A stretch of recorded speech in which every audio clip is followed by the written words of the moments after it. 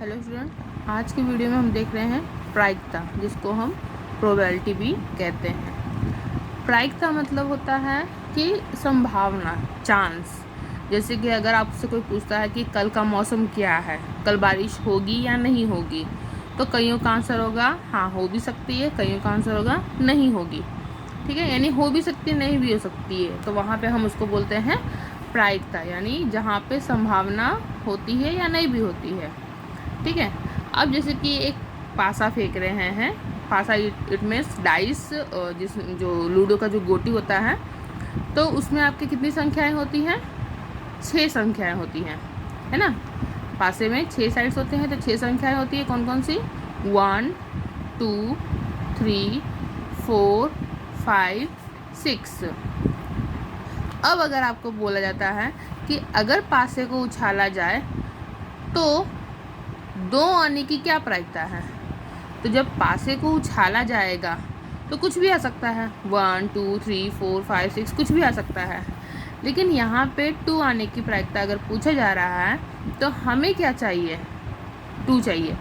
ठीक है, और 2 इसमें है कितना? एक ही है, यानी परिणाम की संख्या, यानी जो परिणाम हमको चाहिए वो एक ही है। और समप्रायिक परिणामों की संख्या, यानी कि कितने परिणाम आ सकते हैं, टोटल कितने परिणाम आ सकते हैं। तो टोटल कितने परिणाम आ सकते हैं? 1 2 3 4 5 6 परिणाम आ सकते हैं। तो अगर आपको बोला जाता है कि 2 आने की क्या प्रायिकता है, तो आपका आंसर आएगा 1/6। परिणाम की संख्या एक ही है जो कि 2 आने का हम पता कर रहे हैं। ठीक है, और टोटल समप्रायिक मतलब टोटल कितने परिणाम आ सकते हैं। इसी तरह से अगर आपका क्वेश्चन होता है कि सम संख्या आने की क्या प्रायिकता है, तो सम संख्या की बात किया जाए तो सम संख्या 2 भी है, 4 भी है, 6 भी है, यानी परिणामों की संख्या क्या क्या है? 2 4 6, यानी 3 है। कितने हैं? 3 है। और टोटल परिणाम आने की संख्या कितनी है? समप्रायिक परिणामों की संख्या कितनी है? वो 6 है। तो सम संख्या आने की प्रायिकता प्रोबेबिलिटी भी बोल सकते हो, इज इक्वल टू 3/6। इसको अगर ये कट रहा है तो आप इसको लिखोगे 1/2, यानी सम संख्या आने की प्रायिकता कितनी है? 1/2 है।